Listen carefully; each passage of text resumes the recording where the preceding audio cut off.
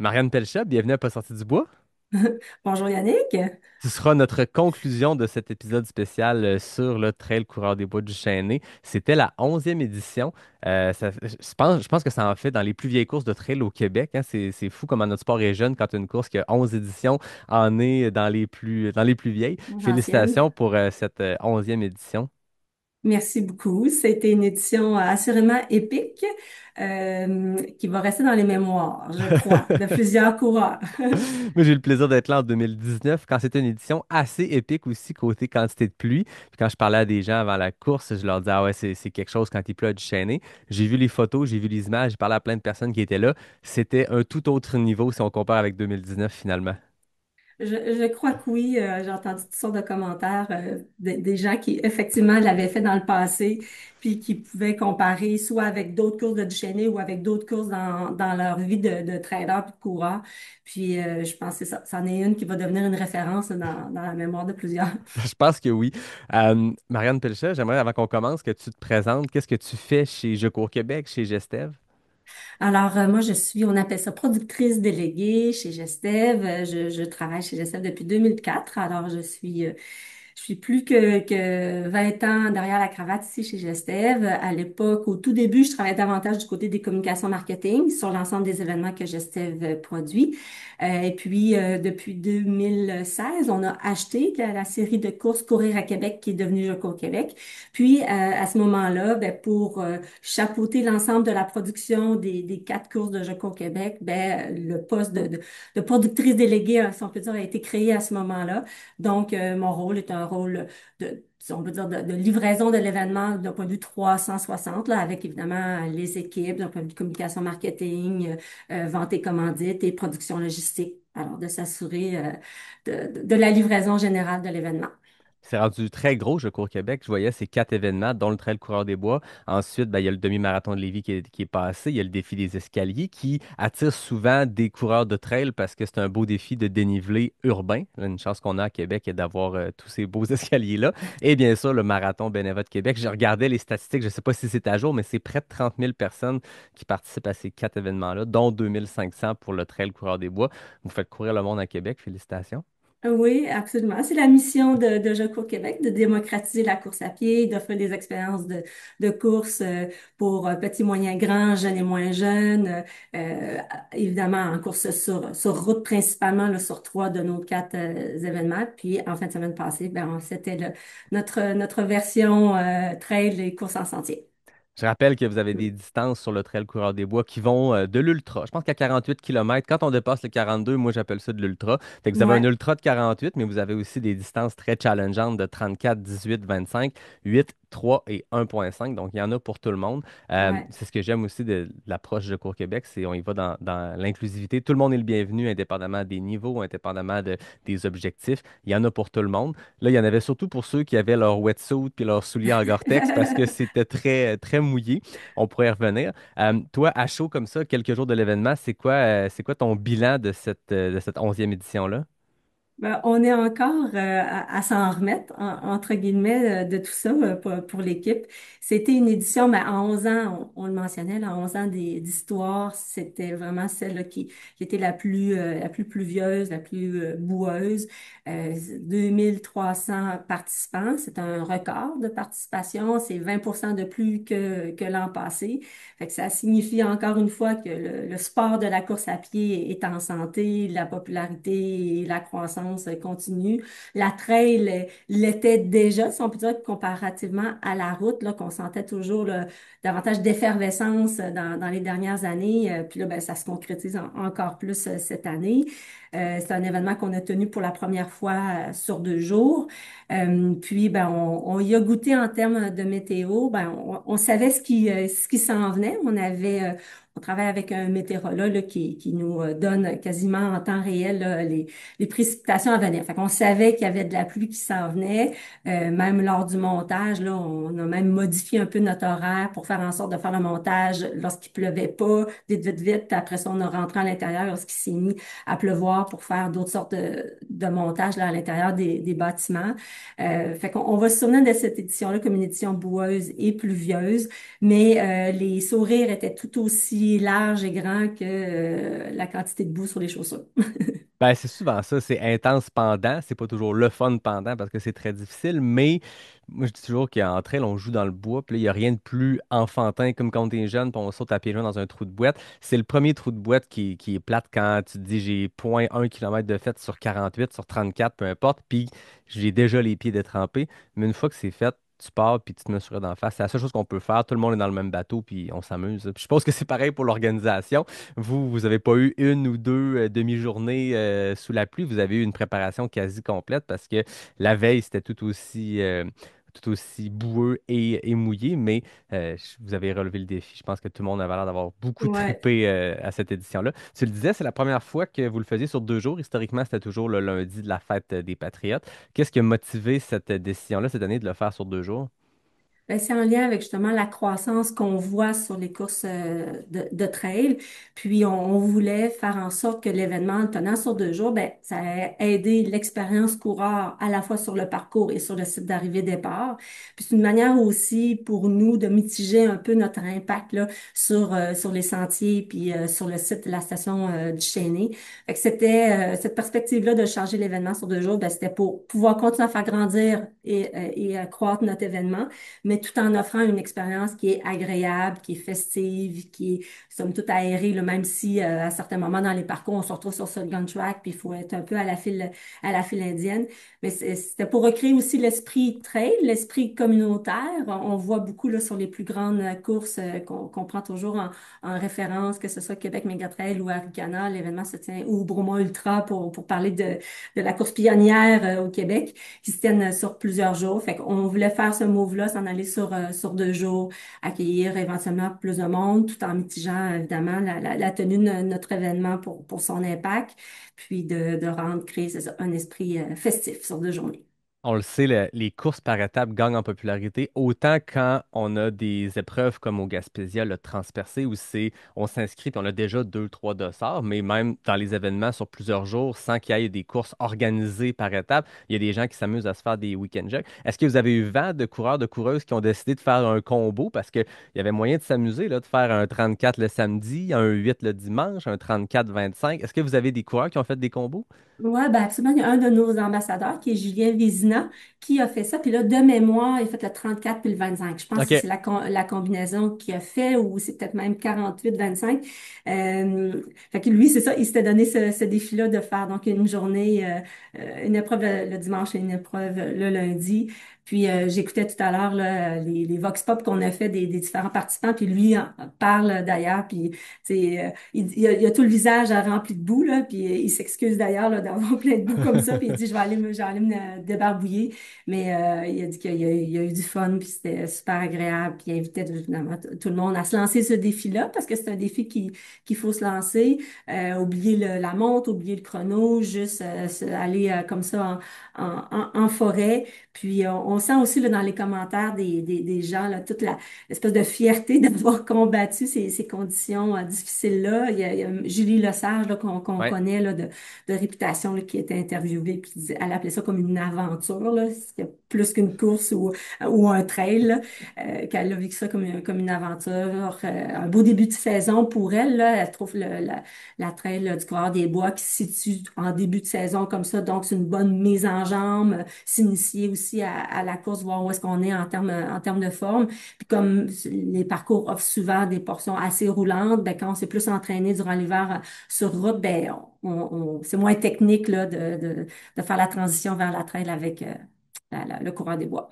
Oui, puis c'est un des avantages aussi. Je le dis, c'est un avantage, même pour ceux qui aiment le technique, comme tu le dis. Il est tôt dans la saison de votre événement. C'est difficile de se dire, je vais aller me mettre les jambes dans le gros technique, puis je vais être prêt pour du gros technique. Quand les sentiers ont commencé à ouvrir, à être, la période de dégel à se terminer il y a une semaine, il y a 2 semaines. Donc, d'avoir une course, moi, je me rappelle quand je l'ai fait, oui, tu as des portions single track, mais tu as beaucoup de portions où ça roule, puis c'est une bonne chose, comme tu dis, en début de saison.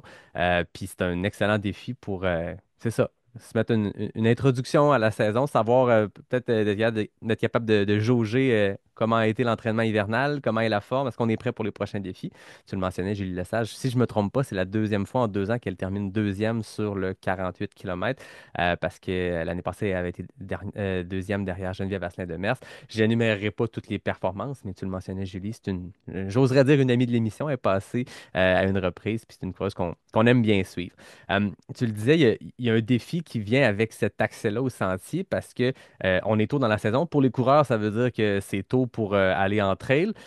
Pour les organisations, ben, c'est un défi aussi parce que vous êtes proche de la période de dégel. On le sait, nous, c'est une période où on fait de la sensibilisation en avril, mai, aux coureurs de ne pas aller s'aventurer dans les sentiers. Il y a une fonte récente. Ce que vous avez vécu en fin de semaine, des quantités de pluie comme ça, tout le monde peut le vivre à tous les moments de l'année, hein. Toutes les courses ont leurs éditions de pluie. Mais là, dans ce cas-ci, vous, il y a un paramètre supplémentaire qui s'ajoute dans l'organisation pour la préparation, c'est le dégel. Cette année, ça a été une année où ça a été plus tard que d'habitude. On a un hiver qui a commencé tard, il a terminé tard. La fonte des neiges, jusqu'à tout récemment, il y en avait encore. J'en ai vu à Charlebourg en fin de semaine encore de la neige dans un petit coin à Ah l'ombre. oui. Est-ce que c'est quelque chose qui est analysé avec la CEPAC, qui est propriétaire de la station du Chesnay? Est-ce qu'il y a des analyses qui sont faites pour être certain que 2300 coureurs qui passent sur 2 jours, ça affecte pas les sentiers plus qu'un simple événement comme c'est la normalité le reste de l'année, là? Ouais, ben, on prend ça en compte, puis à chaque début du mois de mai, on a une rencontre justement avec les gestionnaires du site de la station du Chesnay. Entre autres, d'un point de vue d'opération, est-ce qu'on peut emprunter les chemins forestiers pour se rendre, entre autres, là, à la halte, qui est le point central de plusieurs de nos ravitaillements. Puis, on fait également le point sur l'état des sentiers en termes de neige, en termes d'accessibilité, puis de conditions de sentiers, conditions pour emprunter ces sentiers-là. On envoie, nous, nos équipes aussi sur le terrain pour investiguer. Est-ce qu'il y a des arbres à couper, à abattre? Quel est l'entretien qu'il va falloir faire en amont? Puis ce qu'il faut savoir sur les parcours de la traite du Coureur des Bois, il y a des sentiers qui sont les sentiers de la CEPAC, là, que monsieur, madame, tout le monde peut emprunter en d'autres temps lorsqu'on va à la station. Puis il y a des sentiers qui sont, si on peut dire, nos sentiers où est-ce que on les a développés au fil du temps. On les a donc connectés à ceux de la CEPAC pour pouvoir faire un 48, un 34, un 25, un 18 etc. Fait que nos équipes sont là. On fait toujours le point avec la CEPAC à chaque année. Puis c'est d'un commun accord et en connaissance de cause là, qu'on envoie ainsi 2300 coureurs sur 2 jours. C'est sûr que les conditions de pluie cette année, c'était exceptionnel, là. Puis je lisais bon sur un groupe Facebook, peut-être que tu consultes également là, les commentaires des coureurs qui se questionnaient à savoir l'impact des sentiers, quelle est notre posture, notre position, nous comme organisateurs. Fait que c'est ça, ça se fait d'un commun accord avec la CEPAC. On a un rôle là-dedans, nous, comme organisation, d'où le fait de tenir l'événement sur 2 jours pour essayer de mitiger ces impacts-là. Il y a d'autres solutions aussi. Puis je pense que c'est intéressant la conversation qui existe là, sur différents groupes Facebook en ce moment. Tu sais, c'est un écosystème, hein. Il y a nous, l'organisateur, il y a le coureur qui a un rôle ou une part de responsabilité ou de conscience à avoir. Puis il y a le gestionnaire de site, évidemment. Fait que les trois ensemble, il faut que chacun, si on peut dire, fasse sa part là-dedans. Il y a des solutions évidemment, pour minimiser notre impact, que ce soit de réduire le nombre de coureurs ou faire en sorte que les parcours qui sont empruntés soient empruntés par un nombre réparti de coureurs. Dans le cas de la traite du coureur des bois, c'est 12% des parcours qui sont empruntés par toutes les distances. Mhm. Fait que les 2300 coureurs n'empruntent pas tous le même parcours. Fait que sais, on a ce souci-là là, d'essayer de répartir la charge ou répartir le volume de coureurs sur l'ensemble des parcours. Est-ce qu'on pourrait envisager dans le futur peut-être de changer certains parcours pour qu'ils empruntent plus des chemins de gravelle, peut-être au détriment, oui, de l'expérience coureur, expérience nature, mais de faire en sorte que l'impact sur le sentier est moins grand? Oui, bien sûr. Est-ce qu'on pourrait avoir des clauses, je disais ça dans un des échanges une clause d'annulation dernière minute si les conditions sont trop défavorables. Mais ça, peut-être qu'en tant que coureur, il faut peut-être éventuellement s'exposer à ça, que les organisateurs, sous forme de responsabilité, décident d'annuler à la dernière minute. Mais bref, tout ça pour dire que oui, on a une conversation avec la CEPAC. Puis c'est un peu particulier dans le cas de Duchesnay par rapport au parc national. Là, si on pense à le parc de la Jacques-Cartier ou les Chic-Chocs ou ailleurs, là, c'est pas la même classification de préservation puis de conservation du territoire à Duchesnay. Il y a des coupes forestières, fait que les sentiers ont pas comme la même la même pas la même importance, ça serait pas le bon mot, mais la même euh, préoccupation de qu'ils ne soient pas abîmés comme Ouais. tel, parce que le territoire n'a pas cette vocation-là, ou une autre vocation que, par exemple, un parc national. Exact. Ouais, puis tu sais, dans mes souvenirs aussi, je sais pas c'est quoi le pourcentage de vos parcours qui sont sur des sentiers de ski de fond. Tu sais, je me rappelle des secteurs où on court dans un endroit, c'est pas un single track, c'est très large, c'est du foin parce que c'est une track de ski de fond. Ben, c'est sûr que Bon, l'hiver. l'impact, c'est extrêmement mouillant comme type de terrain parce que on dirait que ça garde l'eau jusqu'au mois d'août, mais c'est aussi des endroits qui peuvent pas être maganés comme un single track. Mais moi, c'est ça, quand j'ai vu aussi les commentaires dont tu parlais, puis des fois, j'ai envie de dire, faut faire confiance aussi aux organisateurs, faut faire confiance aussi à la CEPAC. Tu sais, Je cours Québec ne perdra pas son nom pour tenir son événement à tout prix, au même titre que la CEPAC. Euh, tu sais, je suis certain qu'un propriétaire privé d'un terrain où il y a un trail qui passe aurait peut-être la responsabilité de dire à un organisateur non, le sentier n'est pas prêt, mais des fois, c'est des gens qui connaissent moins ça. C'est un propriétaire d'une terre à bois, il y a une course qui passe. Là, dans ce cas-ci, c'est la CEPAC. Ils n'ont pas de but lucratif dans leur mandat, dans le sens où ils sont là pour la protection de leur zone, de leur territoire. Et ils ont des gens qui sont pleinement compétents pour prendre ces décisions-là. Puis comme tu dis, je pense que si un jour un événement comme le vôtre ou un autre à d'autres moments, pour d'autres raisons, en venait à changer des parcours à la dernière minute ou à annuler, ben, les gens doivent comprendre, ça fait partie de la beauté de notre sport, c'est qu'on va dans des zones qui sont plus reculées. Ce qui me vient en tête, moi, c'est je travaille dans l'organisation des Chic Chocs et j'ai quelques petits mandats, mais j'entends d'une oreille aussi ce qui se passe dans d'autres départements, disons.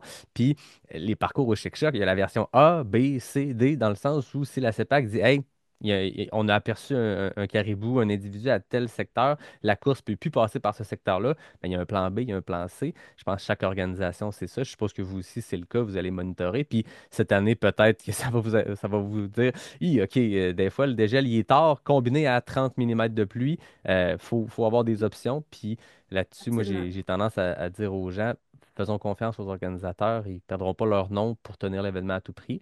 Mais je pense que tu l'as bien expliqué, ce qui est fait pour s'en assurer. Est-ce que vous, dans vos réflexions, puis c'est peut-être trop tôt, est-ce que de tenir l'événement entre guillemets, je ne veux pas que ce soit péjoratif, mais aussitôt, on le sait, c'est le premier dans la région de Québec, c'est le deuxième événement trail au Québec au grand complet, puis l'autre qui est en Outaouais, eux, c'est l'été déjà depuis 2 mois. J'exagère, mais Ouais, Québec, c'est ouais. toujours plus long. Est-ce que vous, cette fin de semaine-là est bloquée pour toujours ou on analyse des options pour peut-être un jour le faire un peu plus tard? Ben, on a cette conversation-là, si on peut dire, à chaque année. C'est sûr que le fait d'avoir fait notre nid à cette fin de semaine-là depuis 11 ans, c'est pas nécessairement simple hein, de changer Mhm. une date d'événement, surtout dans un contexte où est-ce qu'il y a à peu près des courses à toutes les fins de semaine.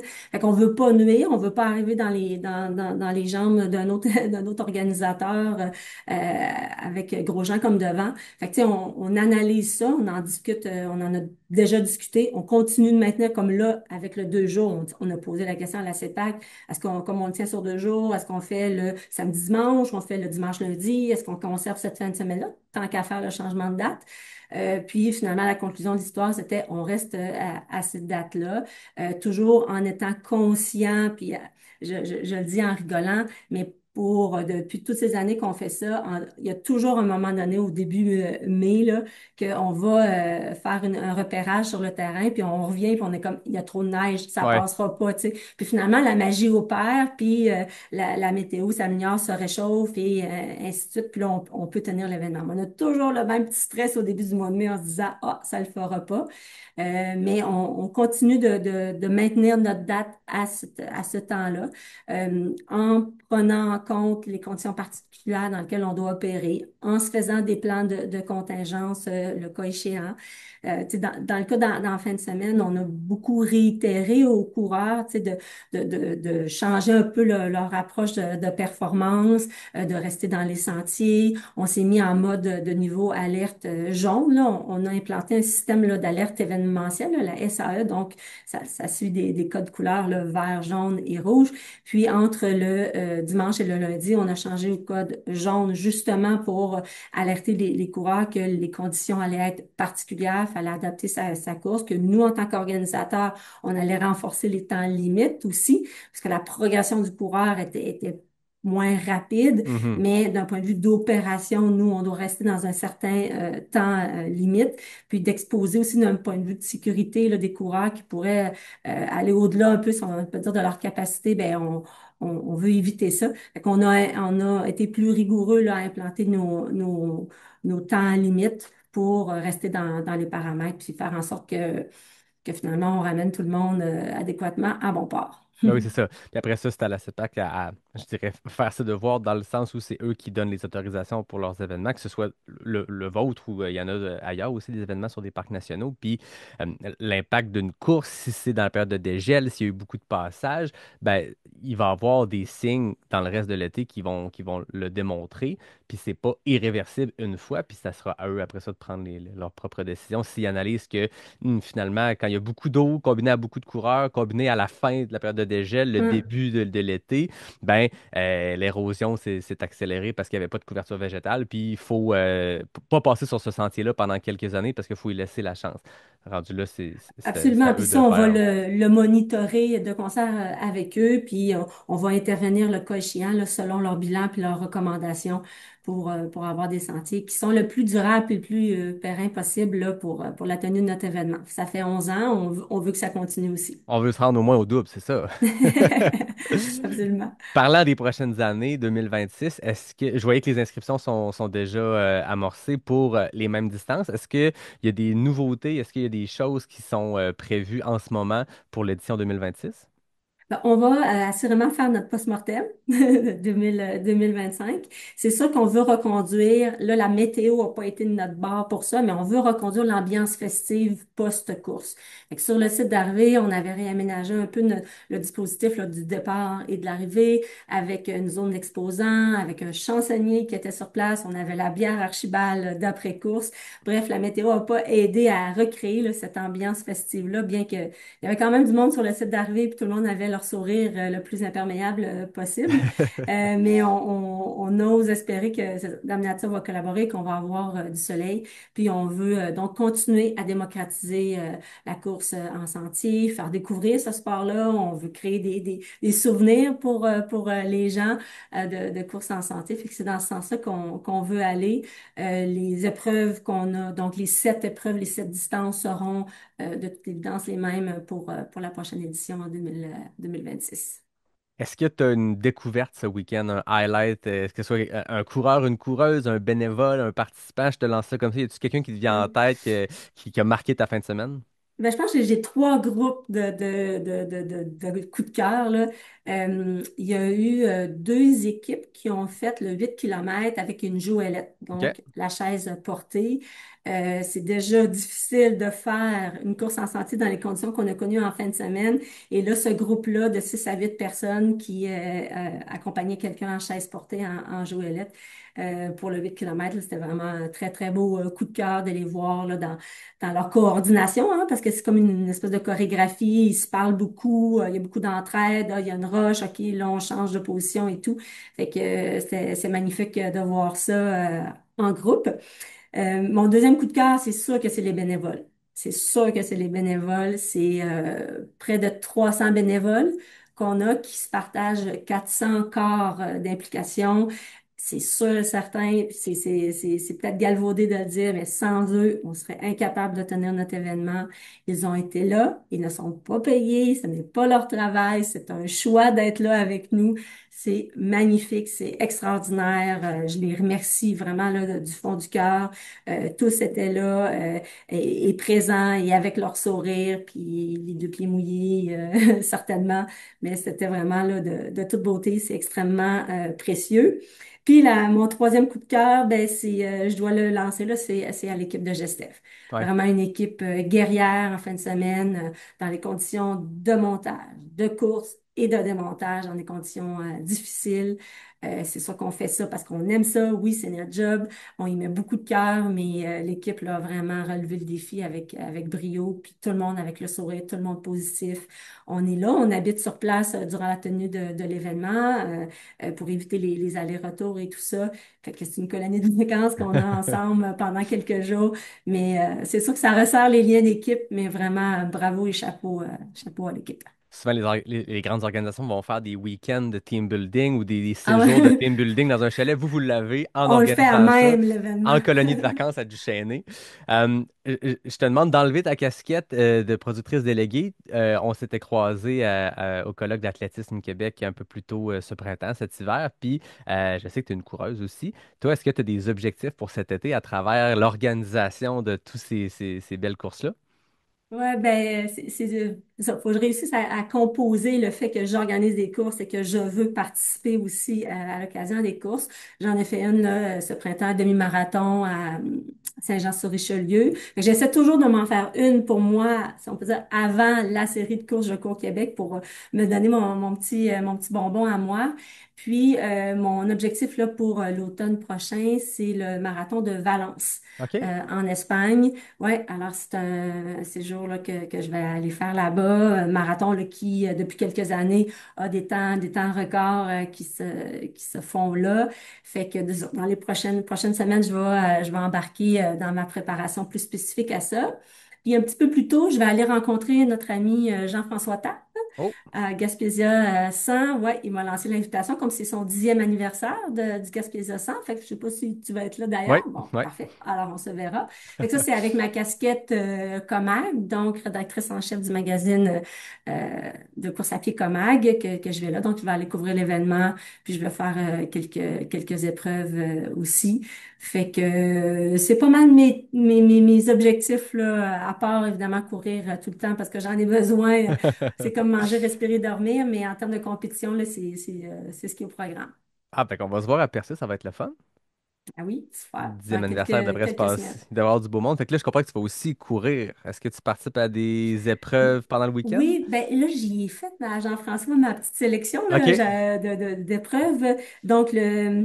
le 13 km sur Ben l'île oui. Bonaventure, le 25 le lendemain, si ma mémoire est bonne, puis il m'en manque un que je veux faire. En tout cas, bref, à suivre, là. Je me fais un petit combo c'est ça, pour découvrir l'événement sous un autre aspect, en mode plaisir, là. Je serai pas là en mode performance, mais vraiment en mode plaisir, avec la belle gang de la Gaspésie.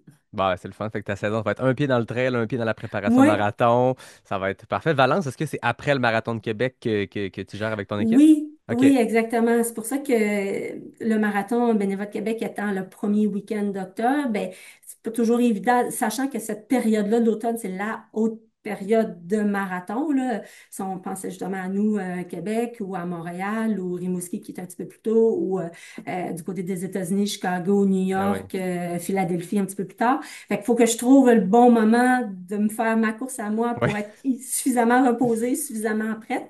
L'année passée, j'avais fait Chicago, qui était la fin de semaine après.